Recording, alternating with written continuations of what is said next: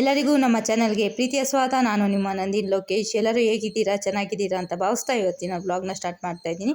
ಇವತ್ತು ರಾಯರ ಆರಾಧನೆ ಮಂಗಳವಾರದಿಂದ ಸ್ಟಾರ್ಟ್ ಆಗಿದೆ. ಯಾರನ್ನ ರಾಯರ ಭಕ್ತರಿದ್ರೆ ಗೊತ್ತಿಲ್ಲ ಅನ್ನೋರು ಪ್ಲೀಸ್ ಈ 3 ದಿನ ರಾಯರ ಪೂಜೆ ಮಾಡಿರಿ. ನೀವು ಅಂದ್ಕೊಂಡಿರೋ ಎಲ್ಲ ಕೆಲಸನೂ ನೆರವೇರುತ್ತೆ, ನಿಮ್ಮ ಆಸೆ ಎಲ್ಲ ನೆರವೇರುತ್ತೆ.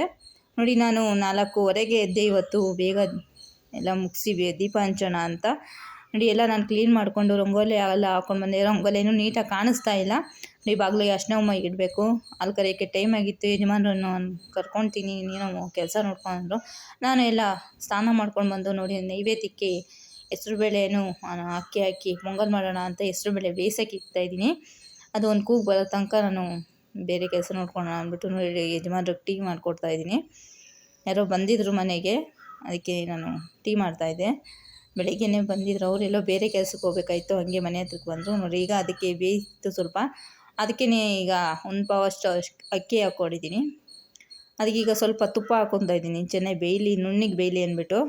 ನೋಡಿ, ಅದು ಒಂದು ಕೂಗು ಬಂದರೆ ಸಾಕೋದು. ಪೊಂಗಲ್ಗೆ ನುಣ್ಣಗೆ ಇದ್ದರೆ ಚೆನ್ನಾಗಿ ಟೇಸ್ಟ್ ಚೆನ್ನಾಗಿರುತ್ತೆ. ನೋಡಿ, ಇದನ್ನು ಸ್ವಲ್ಪ ನೀರು ಚೆನ್ನಾಗಿ ಬೇಯಕ್ಕಿಟ್ರೆ ತುಂಬ ಚೆನ್ನಾಗಿರುತ್ತೆ ಟೇಸ್ಟು. ಈಗ ನಾನು ಬೆಲ್ಲ ಕರಗಿಸ್ಕೊಂಡಿದ್ದೆ, ಅದನ್ನು ಕುಕ್ಕರಲ್ಲೇ ಸೋಸ್ಕೊತಾ ಇದ್ದೀನಿ. ಟೈಮ್ ಇರಲಿಲ್ಲ, ನಾನು ಬೇಗ ಪೂಜೆ ಮಾಡಬೇಕಾಗಿತ್ತು, ದೇವಸ್ಥಾನಕ್ಕೂ ಹೋಗ್ಬೇಕಾಯ್ತಲ್ವ, ಅದಕ್ಕೆ ಬೇಗ ಬೇಗ ಮಾಡ್ತಾಯಿದ್ದೀನಿ. ನನ್ನ ಮಗಳಿಗೂ ರೆಡಿ ಮಾಡಬೇಕು. ಅವಳಿಗೆ ಇವತ್ತು ಕರಾಟೆ ಇತ್ತು, ಅವಳಿಗೆ ಸ್ಕೂಲಲ್ಲೇ ಕರಾಟೆ ಇದ್ದಿದ್ದು, ಅದಕ್ಕೆ ಬೇಗ ಮಾಡ್ತಾಯಿದ್ದೀನಿ. ಮಿಕ್ಸಿಂಗ್ ಚೆನ್ನಾಗಿ ಮಿಕ್ಸ್ ಮಾಡ್ಕೊಬೇಕು. ನೋಡಿ, ಅಷ್ಟು ನೀರಿಟ್ಟಿದ್ರೂ ಅದಕ್ಕೆ ಸಾಲೇ ಇರಲಿಲ್ಲ ನೀರು. ನೋಡಿ, ಈಗ ನಾನು ಪೊಂಗಲ್ಗೆ ದ್ರಾಕ್ಷಿ ಗೋಡಂಬಿ ಎಲ್ಲ ತುಪ್ಪದಲ್ಲಿ ಹುರ್ಕೊತಾ ಇದ್ದೀನಿ. ನೋಡಿ, ಯಾವುದೇ ಒಂದು ದೇವ್ರಿಗೆ ಆಗಲಿ ಮಡಿಯಿಂದ ಮಾಡಿರಿ, ತುಂಬ ಒಳ್ಳೆಯದಾಗುತ್ತೆ. ನಾವು ಹೇಗಂದ್ರೆ ಹಂಗೆ ಮಾಡೋದಲ್ಲ ಪೂಜೆನ, ಆದಷ್ಟು ಮಡಿಯಿಂದ ಮಾಡೋದು ತುಂಬ ಮುಖ್ಯ.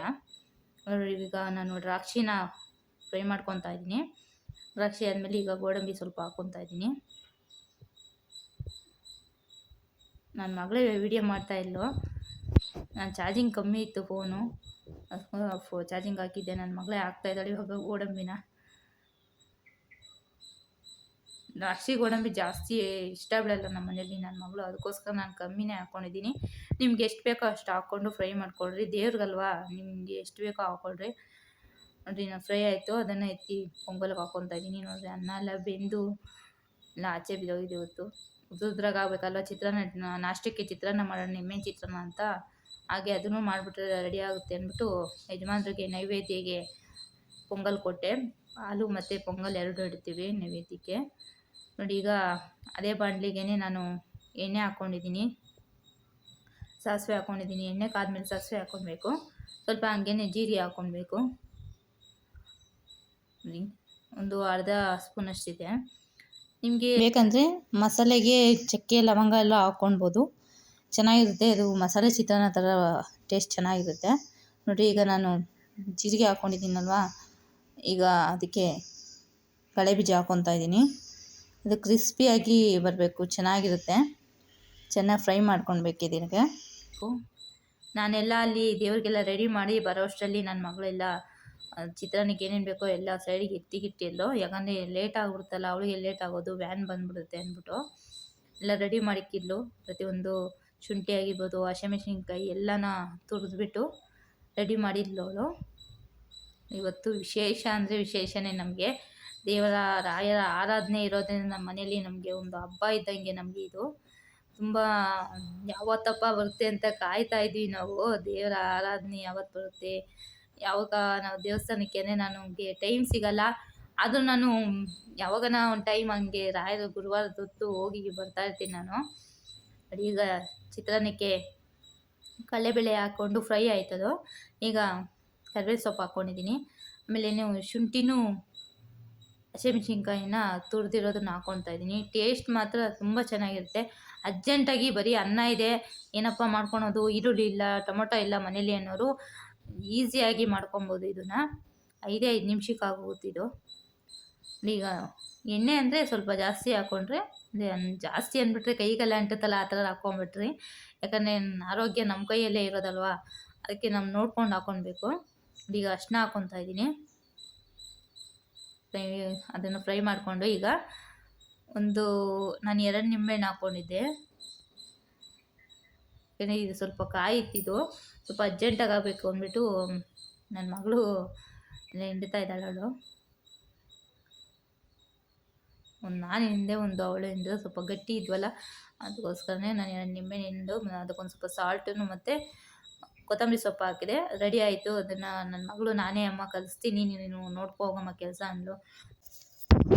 ನೋಡಿ ಎಲ್ಲ ಯಜಮಾನ್ರೆಲ್ಲ ರೆಡಿ ಮಾಡ್ತಾಯಿದ್ರು ದೇವ್ರ ಮನೇನ. ನಾನೆಲ್ಲ ಸ್ನಾನ ಮಾಡ್ಕೊಂಬಂದೆ. ಎಲ್ಲ ಹೂವೆಲ್ಲ ಕಟ್ಕೊಟ್ಟಿದ್ದೆ. ನಮ್ಮ ಗಿಡದಲ್ಲೇ ಎಲ್ಲ ಬೆಳೆದಿತ್ತು. ರುದ್ರಾಕ್ಷಿ, ತುಳಸಿ ಎಲ್ಲ ನಾನು ಯಾವಾಗೂ ಕೊಣಕ್ಕಾಗಲ್ಲ ಮತ್ತು ಹೋಗೋಕ್ಕೆ ಟೈಮ್ ಇರಲ್ಲ ಅಂದ್ಬಿಟ್ಟು ಒಂದು 7-8 ಗಿಡನ, ತುಳಸಿ ಗಿಡನ ನಾನೇ ಒಂದು ಗಿಡದಿಂದ 7-8 ಗಿಡ ಮಾಡ್ಕೊಂಡಿದ್ದೀನಿ. ಈಗ ಮನೆ ಮುಂದೆ ಹಾಕ್ಕೊಂಡಿದ್ದೀನಿ. ಯಾಕಂದರೆ ನಮಗೆ ಯಾವಾಗೂ ಗುರುವಾರ ಬೇಕಾಗುತ್ತೆ ತುಳಸಿ ಅಂದ್ಬಿಟ್ಟು. ಯಾವಾಗೂ ನಮ್ಮದು ಸ್ವಲ್ಪ ಟೌನ್ ಹೋಗಬೇಕು ದೇವನಹಳ್ಳಿಗೆ.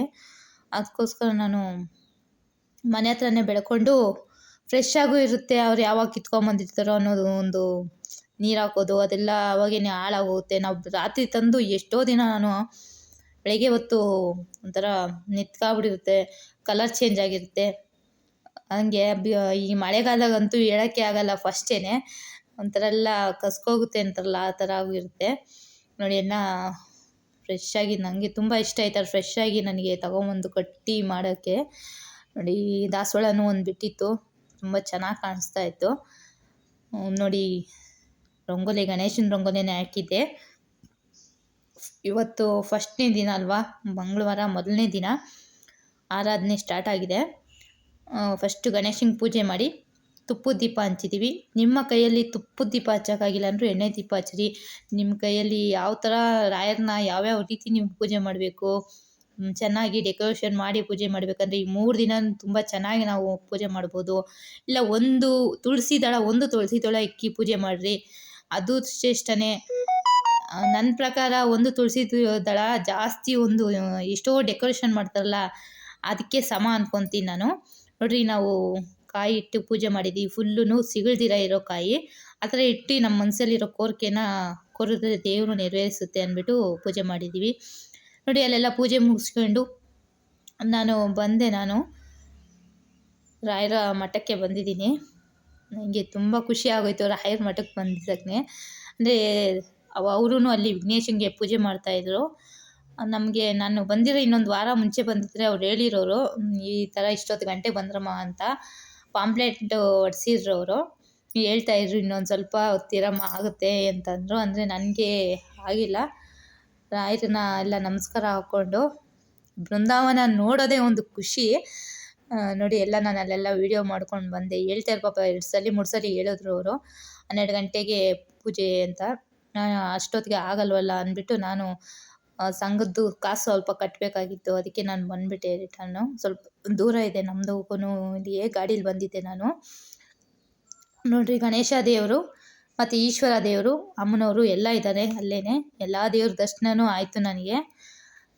ನೋಡಿ ಇನ್ನೂ ಎಲ್ಲ ಹೂವು ಡೆಕೋರೇಷನ್ನು ತೋರಣ ಎಲ್ಲ ಕಟ್ತಾಯಿದ್ರು. ನಾನು ಅಲ್ಲಿಂದ ಬಂದು ಮನೇಲಿ ಊಟ ತಿಂದ್ಕೊಂಡು ಬಂದು ನೋಡಿ ಒಂದು ಹೊಸ್ಗೆ ಫಂಕ್ಷನ್ ಇತ್ತು, ಅಲ್ಲಿಗೇನು ಹೋಗಿ ಬಂದೆ. ನೋಡಿ ಇದೆಲ್ಲ ನಮ್ಮ ಫ್ರೆಂಡ್ಸ್ ಎಲ್ಲ ಹೋಗ್ತಾ ಇದ್ದೀವಿ ಜೊತೇಲಿನೇ. ಎಲ್ಲ ಅದೇ ಹೇಳ್ತಾಯಿದ್ರು, ಎಲ್ಲ ಕಾಮಿಡಿ ಮಾಡ್ಕೊಂಡು ಹೋಗ್ತಾಯಿದ್ವಿ. ನಾನು ಅಲ್ಲಿ ಊಟ ಏನು ತಿನ್ನೋಕ್ಕೆ ಹೋಗಿಲ್ಲ. ಅಲ್ಲಿ ನಾವು ತಿನ್ನಲ್ಲ ನಾವು, ಅದಕ್ಕೋಸ್ಕರ